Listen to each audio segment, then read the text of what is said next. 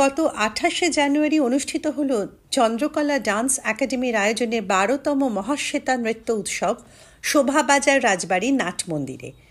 এই দিন উপস্থিত ছিলেন কলকাতার স্বনামধন্য নৃত্যগুরু শ্রী কোহিনূর সেন বরাট, শ্রী সুজয় ঠাকুর, শ্রীমতী কাশ্মীরা সামন্ত এবং বিখ্যাত সঙ্গীতশিল্পী শ্রীমতী চন্দ্রাবলী রুদ্র দত্ত। এবং আমন্ত্রিত দল ছিল নৃত্য উপাসনা, কর্ণধার শ্রীমতী কাশ্মীরা সামন্ত ও সিনজন, কর্ণধার শ্রী কোহিনূর সেন বরাট।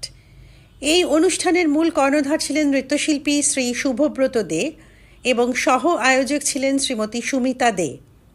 এই দিন নৃত্যশিল্পী শুভব্রত দের প্রথম প্রোডাকশন দেখা যায়, দ্য রেইন।